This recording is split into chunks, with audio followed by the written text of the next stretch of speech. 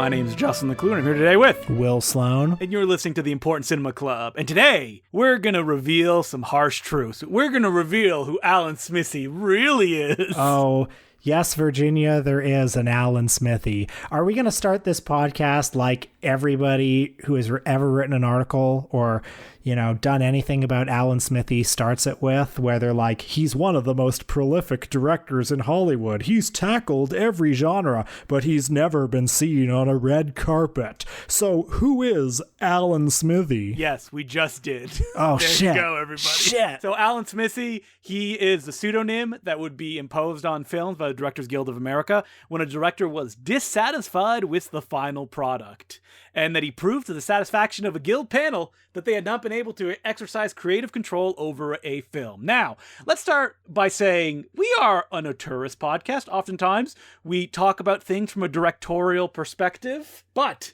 did you know, dear audience, that there are many hands that make a movie? I don't believe that. I need a citation on that. That's not true. Yes, that is true. Sometimes the director loses control and perhaps a producer comes in and does the directing. But because good old Hollywood, you can't backstab anybody or, say a mean word in public because perhaps it will come to bite you in the ass, you don't always hear about it. But the Alan Smithee moniker gives the audience a frisson of, oh boy, this was a troubled production. I gotta know more about this. Yeah, sometimes the producer is the most powerful film on a production. Sometimes the star is the most powerful person on the production, as was the case with 1969's Death of a Gunfighter, a Western starring Richard Widmark. The story behind that film is that it was originally directed by one Robert Totten, but after clashing with Richard Widmark, he left the production and was replaced for the last weeks by no less than Don Siegel of Dirty Harry fame. However, neither man felt they were the true author of the film. Neither man wanted their name in the credits, so the Directors Guild came up with this compromise solution. Alan Smithee. Now, the thing about the Alan Smithee name is, you want to believe that it's like, oh, wow, what secrets does this contain if an Alan Smithee name was used? But just listen to the story that Will just said. A film directed by Robert Totten. Your favorite, Robert Totten, right? No, you don't know who that is. And that's pretty much the going story of any film with Alan Smithee in the directorial credit. It's oftentimes some hack that for some reason or another wanted just not his name to be on it, and the movie reflects that fact. Now, Alan Smithee has become this very famous name. Everyone knows what Alan Smithee is. Yeah, thanks to the hot film Burn, Hollywood Burn. Yeah, that's right. I think I've always had a sort of slight interest in Alan Smithee as a phenomenon because, of course, rumors of behind-the-scenes havoc are interesting, and the directors who take the Alan Smithee credit or took the Alan Smithee credit apparently had to swear an oath to never talk about the film. I don't know how legally binding that oath was, but they would never talk about the film. They would never claim credit for the film. They would never badmouth the film. At least that was the agreement that was made with the Directors Guild. Yeah, because if they did, they wouldn't get paid. Yeah, so oftentimes with these films, like you're looking for some information, any information, and you can't find it. So that's interesting. I don't know, like, have you ever had any interest in exploring this canon of films, which are smaller than you think they are? No, because it just takes a quick look at any article about this, legendary pseudonym, and I'm like, oh boy, no thank you. So folks, I'll tell you what some of the most famous Alan Smithee films are. These are the letterboxed rankings. Hellraiser Bloodline, Maniac Cop 3, Catch Fire, Burn Hollywood Burn, Bloodsucking Pharaohs in Pittsburgh, The Birds 2, Land's End, Appointment with Fear, Death of a Gunfighter, and, who could forget, the Cheech Marin Crocodile Dundee ripoff, Shrimp on the Barbie. Oh my god, we should have watched Shrimp on the Barbie. Justin, I want to tell you something. I've seen Shrimp on the Barbie. Why? There's not a good story behind it. I recall finding a $1 VHS copy and giving it to a friend of the podcast, Dan Berube, for his birthday as a gag gift. Yeah. And we watched it together. And apparently director Michael Gottlieb, best known for such films as A Kid in King Arthur's Court and Mr. Nanny, felt that his vision had been compromised. And I mean, having seen the film, it didn't look any better or worse than those movies to me. But isn't that the thing that we're going to say about almost all the movies that we talk about? I've directed some stuff. I've had some stuff that I've made edited by other people. It is maddening when you're like, I can't believe they cut off a few seconds there, or they moved this shot to this shot. It would work so much better if it's different. But a lot of the films that we're talking about today, it's hacks that directed these movies. Well, this is kind of what's interesting about this subject. I think this is more than any other the reason why I wanted to do it this week. And when you suggested this topic, my eyes lit up and I was so excited to do it, to my eternal regret. Whenever you read about the Alan Smithee pseudonym, directors had to apply to the Directors Guild of America. They had to prove that the movie wasn't just bad. It wasn't just tampered with a little bit, but it represented a fundamental change of vision. This movie that was released did not represent the movie they set out to make, and it was taken away from them. It was out of their control. You know, not to get too far ahead of ourselves, but we watched The Birds 2: Land's End this week, and I cannot fathom how any version of it would have looked any different than the version we watched. Oh, yeah, I'm just looking at the list of this, and it's like Student Bodies, a very goofy Zucker Brothers style movie, which was directed by Mickey Rose, but supposedly Michael Ritchie did most of the directing. Like, how was it different than what the director intended? How do you prove something like that to the Directors Guild? Do you show up with a bunch of storyboards and you're like, this is what I wanted to do, this was my intention, they took it away from me and they destroyed it? I mean, there is this third-party arbiter, the Directors Guild, that makes the decision, and it's not a decision that's made lightly, because the Directors Guild has, over the years, worked very hard to establish the director as the primary creative force behind the film.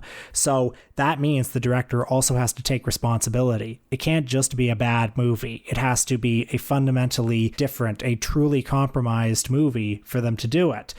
Another reason why relatively few films had the Alan Smithee credit, at least in the director category, was because it would be a bad career move for most directors to take it. There are all sorts of brutally compromised movies, all sorts of movies that were taken out of directors' hands that perhaps could have qualified for the Alan Smithee credit, but most directors who want to work in Hollywood aren't going to alienate the studio like that, because when you get the Alan Smithee credit, you're not just disowning the movie, but you are like, that is an attack on that movie. That is an attack on the studio's bottom line. By having that credit on the movie, you're saying that this is a troubled movie. And if people know, oh, he took his name off of that, you don't get that many jobs because you're perceived as someone that, you know, won't step into line when the producers try to put their foot down. Yeah, and I mean, they obviously didn't have the Alan Smithee credit back in the 1940s, but like, could the Magnificent Ambersons have qualified? Probably. So like, some of the movies that we're talking about are made by people who have a career and they're pretty well cemented and they may be on the fringes, but they probably felt enough of a confidence that they can slap it on and move on because people already knew who they were. So like, for example, me and Will, we both watched Catch Fire, aka Backtrack, directed by Dennis Hopper. Well, this was another one of my agendas for wanting to do this episode, because I've been getting kind of into the directorial filmography of Dennis Hopper lately. I revisited Easy Rider recently. I watched Out of the Blue. I thought they were both excellent. And so I wanted to see what else was on the fringes of Dennis Hopper's directorial career. And also just the fact that Dennis Hopper, I mean, the last movie was this very famous troubled production. He had this reputation for a long time for turning in these first cuts that were like 3 hours long, and then other people would have to come in and kind of make sense of these rambling things that he made. The last movie is the obvious example. Now, I know Catch Fire, which is a neo-noir film, I think it's fair to say, from 1990, starring Hopper and Jodie Foster. The theatrical version, which carries the Smithee credit, was 98 minutes long. There is a 118-minute director's cut that has Hopper's name, and the original cut, which may very well have just been the assembly cut, was 180 minutes. Yeah, and I kind of flipped through his director's cut just to see what the big differences are, and it's like, scenes are longer, it has the same basic structure, it doesn't end as abruptly as the theatrical version ends, which is like, that's like a big FU from whoever put it together. So Catch Fire stars Jodie Foster as a young artist who, after her car breaks down on the side of a highway, as she walks to the side of the highway to this kind of factory set, she accidentally witnesses a mob assassination. So she flees. She considers entering the witness protection program, but instead she goes on the run, ends up completely reestablishing her life in another city. But the mob does not give up. They send a deadly assassin played by Dennis Hopper to find her. However, in pursuing her, Dennis Hopper falls in love with her. And the second half is a sort of Stockholm syndrome syndrome romance between the two of them. Problematic, one could say. Yeah, you could say that. That plot synopsis does not convey the absolutely insane cast this movie has. The credits are full of exciting names, but then there are all sorts of people who are not credited, all sorts of very unlikely people. So you're watching this movie, and folks, I hate to spoil it, but I'm going to. Dean Stockwell's in it. Fred Ward, John Turturro, Charlie Sheen shows up as Jodie Foster's boyfriend. In a major supporting role, not credited in the credits, is Joe Pesci, and that's not even the best of it, because Vincent Price is the mob boss, and who shows up when Dennis Hopper is just doing his investigation? Who shows up gratuitously for a minute as one of Jodie Foster's artist friends? Bob Dylan. Now, did you know he was coming? I had no idea he was coming. So you probably jumped up in your seat. You're like, yeah! I could not believe it. He must have been pals with Hopper, I guess. Why else would he be in this movie? And I mean, it has tons of little cameos too, like Alex Cox shows up, Catherine Keener is there for like one scene before leaving. I mean, the Bob Dylan one, I just want to pause on it because he plays like he's an artist. He's got a chainsaw. He's doing this like really wild art. He's on screen for less than a minute, and he delivers dialogue. I mean, I don't know how to describe it except to say that he's just a horrible actor. He's terrible. He just cannot deliver a line. It's incredible. Who is this guy? He's not cool.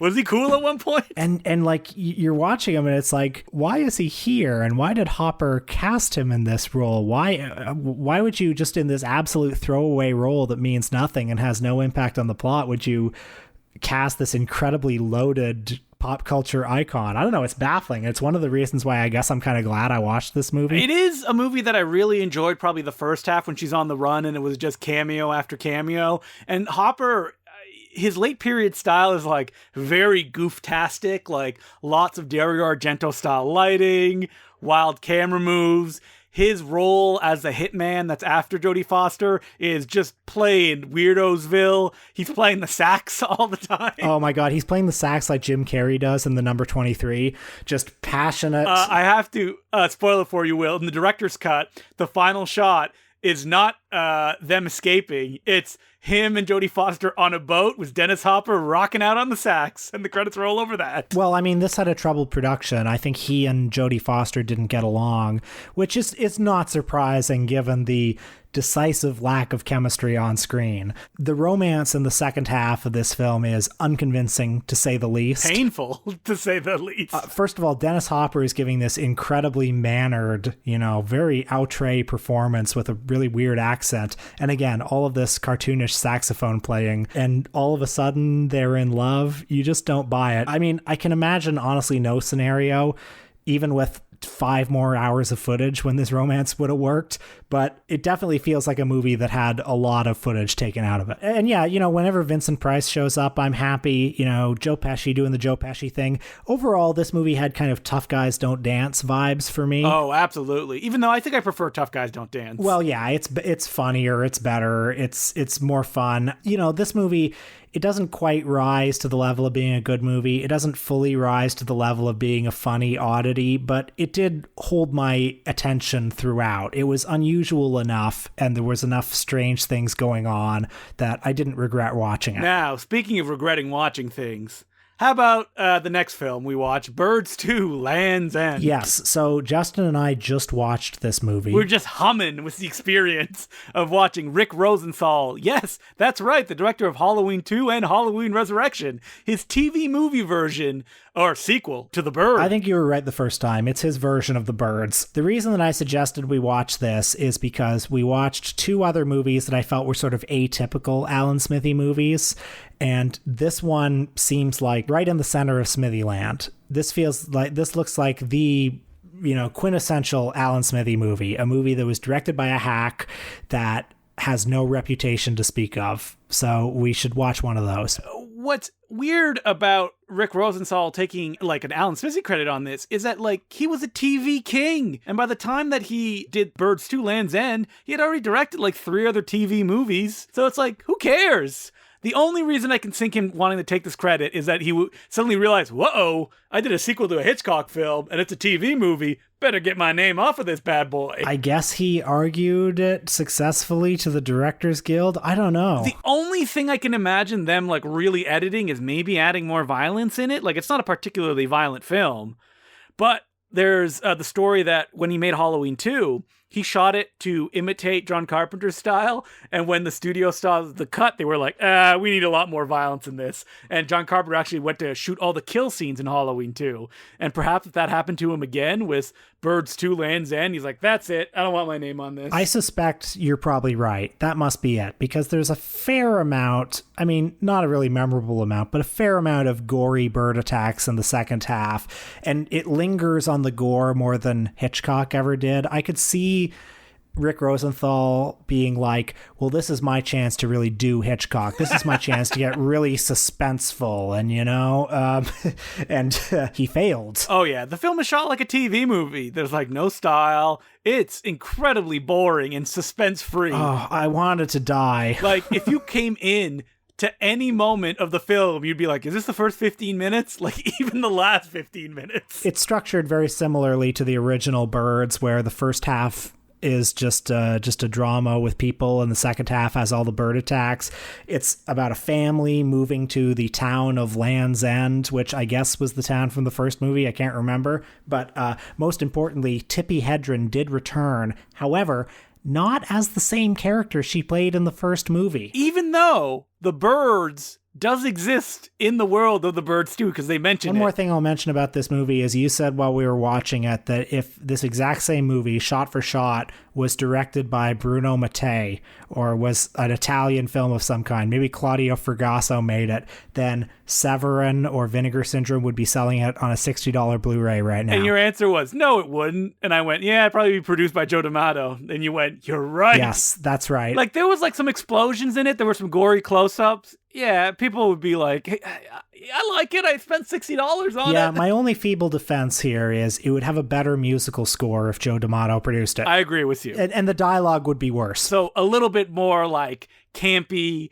and by that, more enjoyable. I mean, a Joe D'Amato discipline did direct Killing Birds, aka Zombie 5, which only has one bird attack, in case anybody was wondering. So, the last movie that we watched, Will, the big build-up to this masterpiece, the one that killed the Alan Smithee name, Burn, Hollywood Burn, an Alan Smithee film. This is notable because after this, the Directors Guild retired the name Alan Smithee. There have been films made since that directors have taken their names off, but no more has there been just a one pseudonym for all of them. So an Alan Smithee film, Burn, Hollywood Burn, is directed by Arthur Hiller, who did Love Story and lots of bad movies. And it was written by Joe Esterhaus, who wrote Basic Instinct and Showgirls. Joe Esterhaus produced the film, and he allegedly took it away from Arthur Hiller.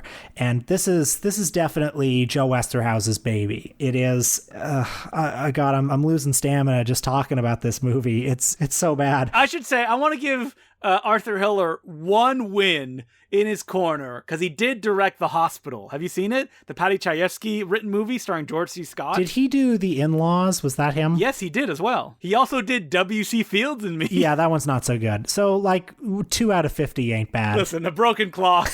You know how the saying goes. So the plot of this film, this is a mockumentary, mostly done with like talking head interviews. It stars Eric Idle as a filmmaker who has just directed a big blockbuster, a big $200 million blockbuster starring your 3 favorite action stars, Sylvester Stallone, Jackie Chan, and Whoopi Goldberg. Yes, Whoopi Goldberg. All playing themselves, by the way. The movie is called Trio, and the head of the studio, played by Ryan O'Neal, is banking on this movie being a huge blockbuster, but he's taken it out of the director's hands and he's recut it. The director wants to take his name off the film.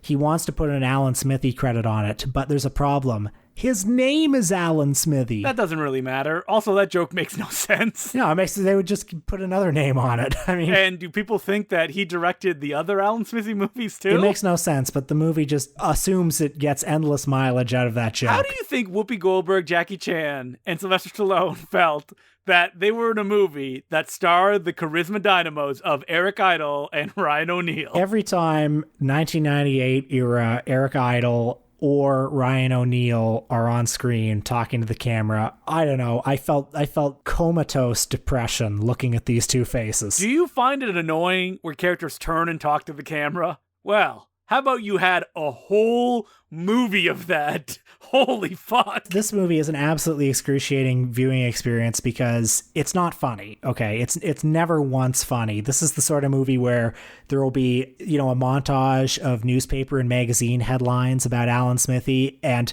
it'll be, instead of Rolling Stone, it'll say Rolling Phone, or instead of the New York Times, it says the New York Slimes. Ah, good old Cracked magazine. And to give you an idea of the sort of Hollywood satire on display, when a journalist character is introduced, there's text on the screen that says the media, slime, scumbags, scum of the earth, very heavy-handed satire. Like when Jackie Chan is on screen, there's a caption that comes up that says Jackie Chan, scholar, linguist, or with Sylvester Stallone, it's like something similar. I can't remember what it says about him. Yeah, scientists. Right.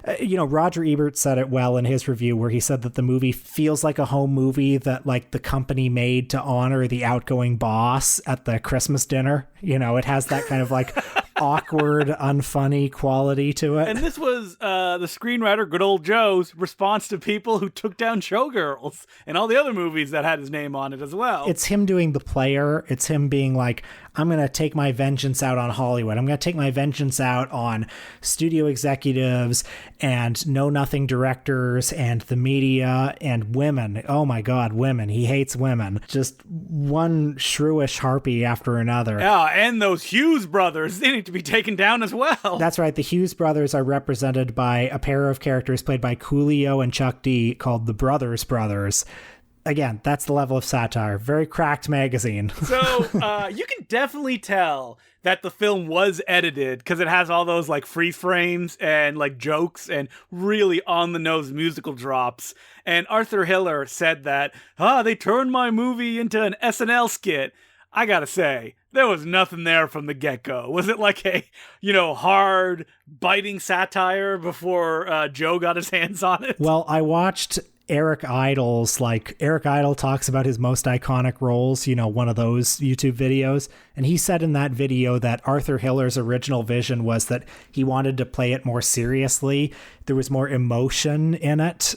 You felt more about Alan Smithee's plight. Apparently Esterhaus took all that out. So anyway, folks, we've ignored the big irony of the movie, which is, yes, it's a movie about Alan Smithee where the director, Arthur Hiller, applied for an Alan Smithee credit. And he says it wasn't a joke, that he actually thought the movie was destroyed and that he cried in the car on the way to demand from the DGA that they take his name off of it. I did find this movie, I didn't find it interesting. I didn't find it interesting or enjoyable in any way. It's horrible to watch. It's so not funny. And then when you're not even laughing at it, all you're left with is just Ryan O'Neal's face. And I don't want to look at that. That's all there is to look at. And then if it's the not his face, ravages of time come for us all. If it's not his face, it's Eric Idle's face. And those are two faces, I'm sorry, I don't want to look at doing unfunny things. Just screaming in the camera the entire time. That is 70% of the movie. And then the other 30% sucks too. We don't even have any bad slapstick that we can enjoy because it's just people talking to the camera. Yeah, it's people talking to the camera doing the most heavy-handed jokes.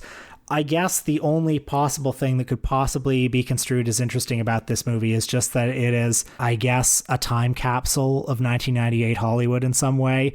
Like the Ryan O'Neal movie executive character, who's clearly based on Robert Evans, who, by the way, is in this movie too. Robert Evans has a cameo. But that character, it feels a somewhat antiquated character now. you don't hear a lot about studio executives like that anymore. Studio executives now are like Bob Iger. This guy's more like Don Simpson. There's a difference. Well, we do get another studio executive in this film playing a role multiple times on camera. Oh yes, and who is that? Harvey Weinstein. That's right. Harvey Weinstein is in this movie as a private investigator. Hits different in today's context, I'll say. It's a bit like, it's kind of like you're watching a movie and just Hitler shows up. Yeah, Hitler shows up in a late period Ritz Brothers films or something. It's like, oh yeah, there he is, the most hated man in America. But yeah, so Burn Hollywood Burn, don't even watch it as like a joke. Like, this will be fun, right? It's not. There were times this week, I was so excited to do this topic this week. There were times watching this movie when I really thought, what am I doing with my life? So anyway, the Alan Smithee pseudonym was retired due to the twinned combined forces of an Alan Smithee film, Burn Hollywood Burn, which had brought the secret out into the open. Everyone was talking about it.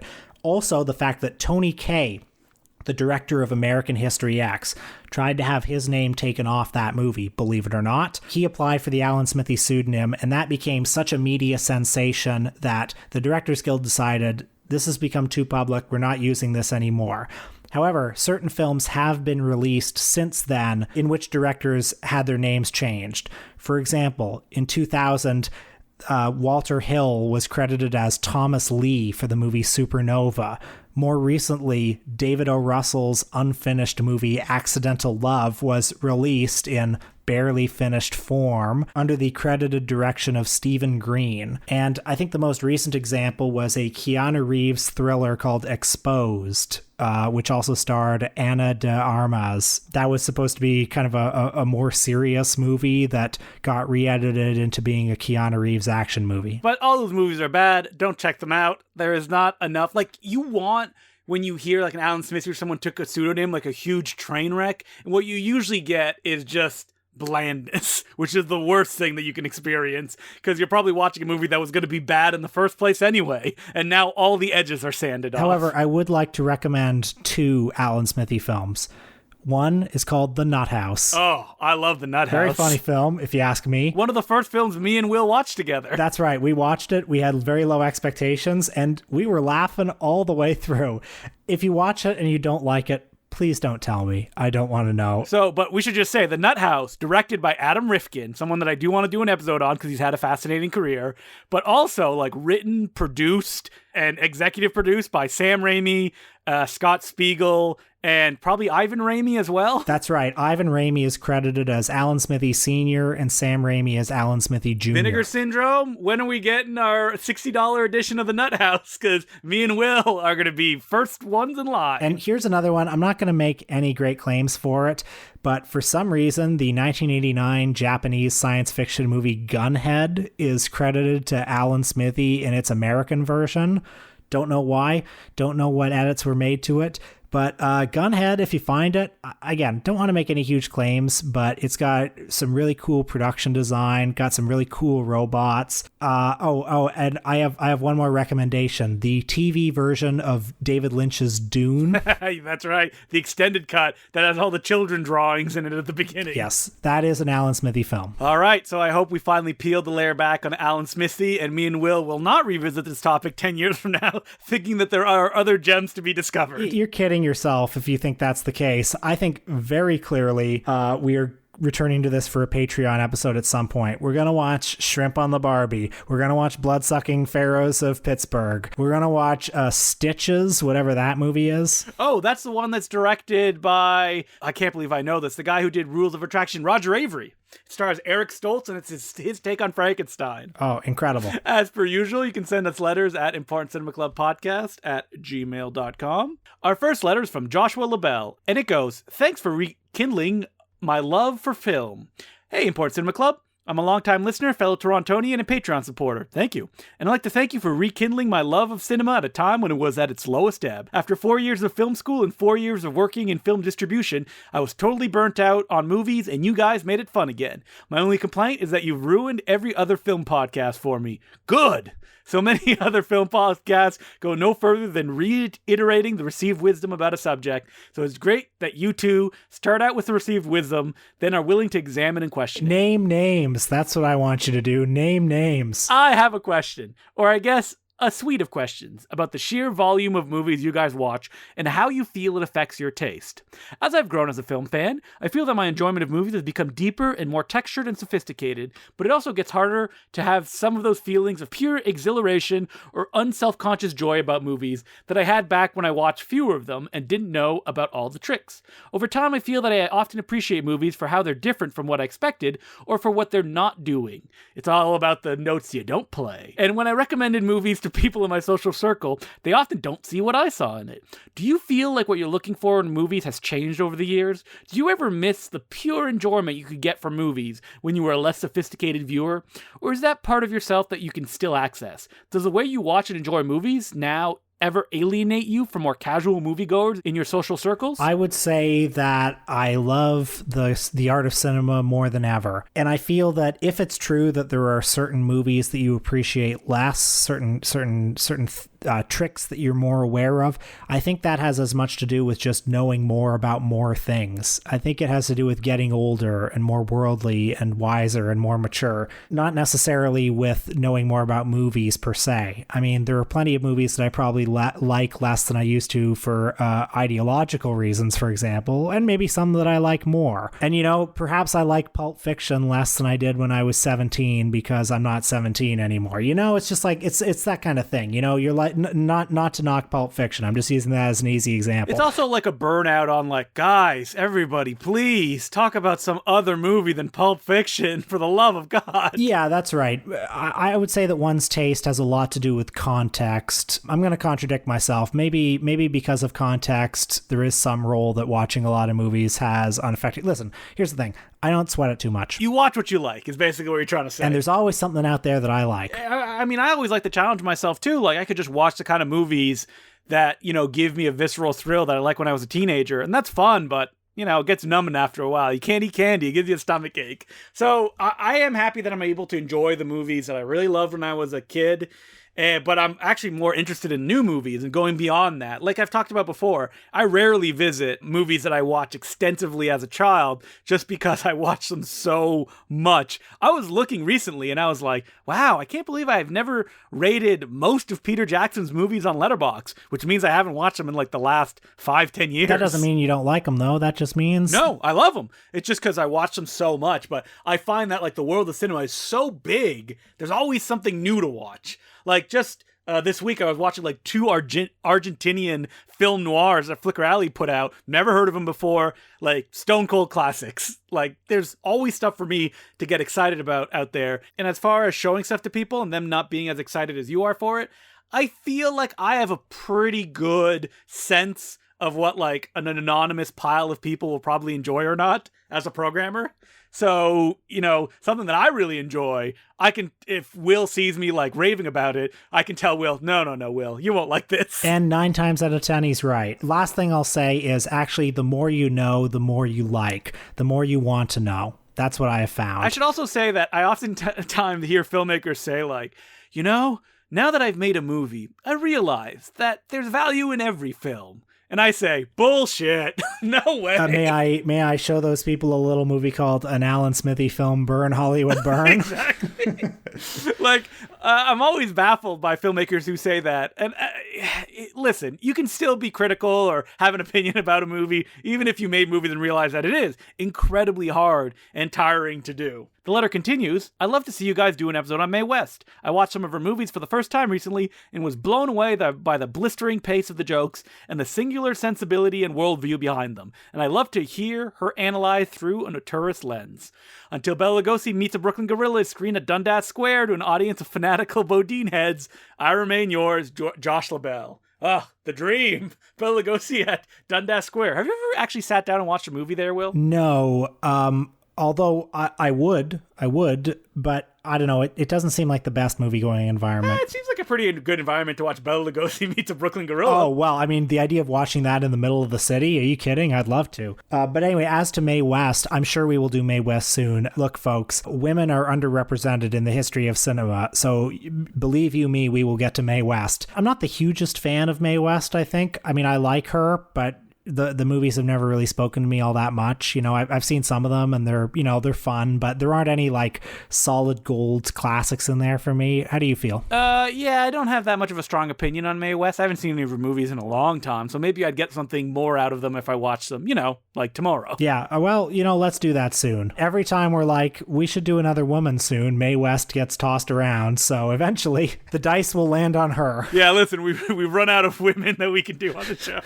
Damn you, cinematic history! So, what are we doing on our Patreon this week, Will? Well, folks, one way to enjoy the art of cinema more is to read about it. I don't know why I bothered to say that. Nothing beats the imagination of the reader. And hey, if you like that, have you ever considered the theater of the mind, the radio? Folks, no, we're not talking about that. We are talking about our top 5 favorite film books. We've talked about film books a lot before, but now we've decided to do a definitive top 5 list. Each of us will name our ultimate final top 5 favorite film books. What are they? Well, there's only one way to find out. What's funny is I started the episode going, there'll be no surprises on this list. And Will's like, I've never heard of that book before. Yeah, there were 1 or 2 surprises. None on my list, though. I don't think I surprised Justin once. No. I know Will like a well-read book. He does. Patreon.com/The Important Cinema Club. You can check out that episode and our entire back catalog. So, next week, well, I think after all these Alan Smithee films, it's time for us to have a laugh, right? You people listening to this podcast right now, you're saying these guys, these are a couple of knuckleheads. These are a couple of dumbbells. Why, these are the Laurel and Hardy of the 21st century. Well, what if I told you that there was a Laurel and Hardy of the 20th century? And those are the guys that we're going to talk about. Do they have any famous feature films? Well, the one that comes to mind right now is Sons of the Desert. So we should watch that one. Perhaps there are others, but when I think of Laurel and Hardy, I think of just the mass of short films that they made in the 1930s. In the 40s, obviously, they made some bad movies. In the 20s, they made silent films. I think the 30s are kind of the golden age, so we'll definitely watch Sons of the Desert, and we'll probably select a number of shorts as well. Yeah, that sounds like a good idea. Get out that old director George Stevens work, and let's have ourselves a laugh. You know what we should do, though? We should talk about their last movie, Atoll K. No! No? Yeah, let's do it. We always do. We have to. If we watch Abbott and Costello's last movie, we gotta watch Laurel and Hardy's last movie. So that's what we'll be doing next week. Until then, my name's Justin Cliff. I'm Will Sloan. Thanks for listening.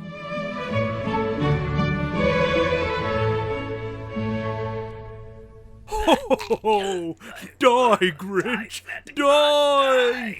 This battle will last forever unless one of us gives up. Maybe we can come to some kind of agreement. Ho, ho, ho! If it's in the Christmas spirit, maybe we can...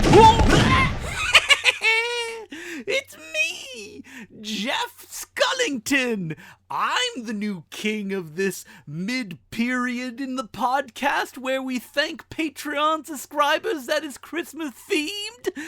I'm the new king of it. And as the new king of this section, I would like to thank Josh Bayer, Josh Irons, Mark Flanagan, Morgan Bass, Jody, Billy Jackson, Sick Turtles, Snevin, Eric, Jeff Stiles, Dylan Birch, Mark Kerwin, Daniel Sheridan, Spencer, Thomas Sansot, Rashon Smith, Teddy Buffer, Lars Henriks, Garris Pashley, Colin Bucky, and Billy. Thank you very much for becoming patrons of this great podcast that I am now in charge of this particular section. I should also say that one of the reasons I could take so much power is that no one has written a review in over a month.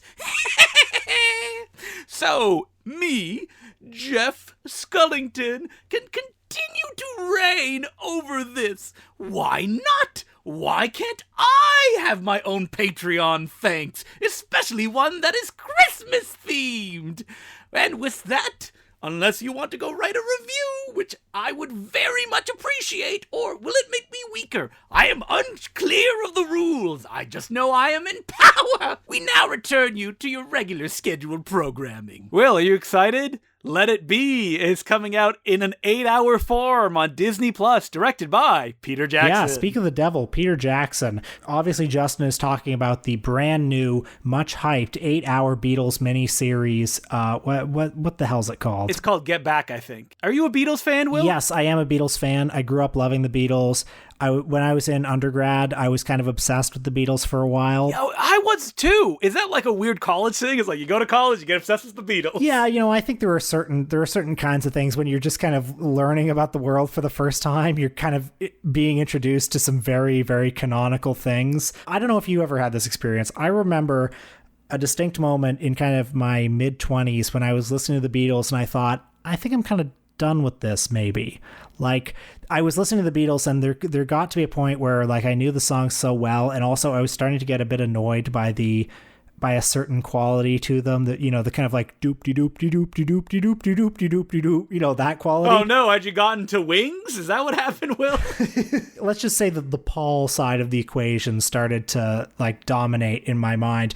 And I don't mean to disrespect the Beatles. Obviously they're great, but I kind of wore them out by the time I got to my mid-20s, and so I haven't really listened to them a lot since. I don't think I have either, even though that now you talking about them made me go, I should listen to Help again. I like that album. Maybe I should listen to it again too, because I haven't really thought about them that much. And seeing the ads for this new Beatles series, I mean, I'm kind of interested in seeing it because they're just a great like super group. They're a great group in the sense of they've each got their own little personality and they each fill their own little function in the group, and the dynamic between them is interesting to talk about and analyze. And then when they broke up, you see very clearly the thing that each of them brought to the group, and that's interesting. The documentary is apparently just hours and hours of just fly on the wall hanging out with them in a studio, and that seems like a very rare privilege to be able to see that. I just couldn't believe that after 50 years there was more stuff to mine. I mean, hasn't every possible frame of Beatles footage been found? I guess not. No, I guess not. And guess what, Will? This is why I really wanted to bring it up. Looks like shit. Looks awful. Yeah, so what did he do? He like Irishman'd it? Okay, yeah, if people don't know what we're talking about. So they took this footage and they like digitally like cleaned out all the grain.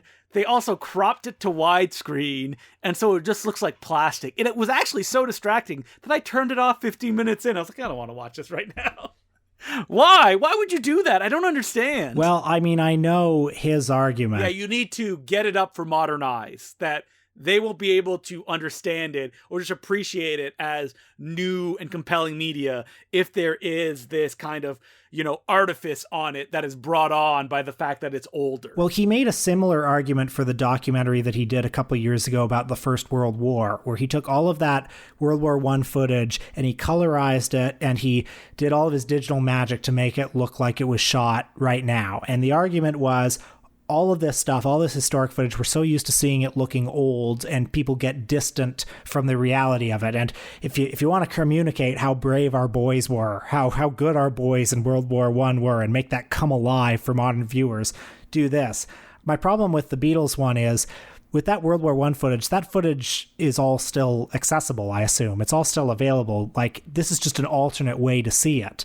Whereas with this Beatles movie, I would love it if there was a way to watch a version of this, for those of us who can connect with media that doesn't look new, it would be nice if we could see a version that has that texture on it, if there was an alternate version, but I guess they just assume that we live in a stupid world that can't handle that. Yeah, it's really frustrating because you wouldn't think that Peter Jackson would turn to that person. Also, can I just say, actually, I'm getting more and more against this idea the more we talk about it, because the whole point of the Beatles is, yes, the music sounds timeless when you hear it sometimes, but it is of its time. And you look at that footage, like these guys look like they're from the 60s, and it's bizarre and it's comical to see all of this digital sprucing done to make them look like they're alive right now, because they've got their fucking 60s haircuts and they've got their 60s outfits on. Like, it's ridiculous. This is a historic document. It looks like shit. Why didn't anybody say, like, no, don't do it? And I gotta say, even that World War I documentary, I remember the interviews I read where they're like, yes, it comes alive. Nah, it doesn't. It looks like the Reefer Madness colorized version. Like, it doesn't look good. Yeah. I didn't see that documentary because I don't care about our boys. Oh, man, I could go on a long rant, and anybody who listens to the Bay Street Video Podcast knows this about me, that I loathe, especially World War II films. You would not believe how many are released every week. Like, seemingly 5 to 10 every week from around the world. That's interesting. Who's watching all those movies? Old people. That's who's watching them. I guess. Because they want a victory. They want something that is like pat and understandable. That's why they watch World War II films. Interesting. Okay, they're probably more popular than ever then. God. It is unbelievable how many World War II films there are. Okay, no thank you. That's what I say. Will I watch this Beatles documentary? You know what? I may crack because the idea of watching them just hang out for 8 hours is really tempting. But my God, it hurts my eyes to watch it. And it terrifies me that Peter Jackson is like, oh yeah, the 4K remasters of Dead Alive and Bad Taste are coming. If they look like that, no thank you. I have an idea. Get the Beatles documentaries, and can you flick your TV to make it look in black and white? Because that would make it look better. But it wasn't shot in black and white. I want those colors, those help colors. Yeah, you're right. We get Peter Jackson on the podcast. We just show him the light. He'll understand. I'm a big fan. And if not, we'll kill him. Oh my God. Will said that, not me, PJ.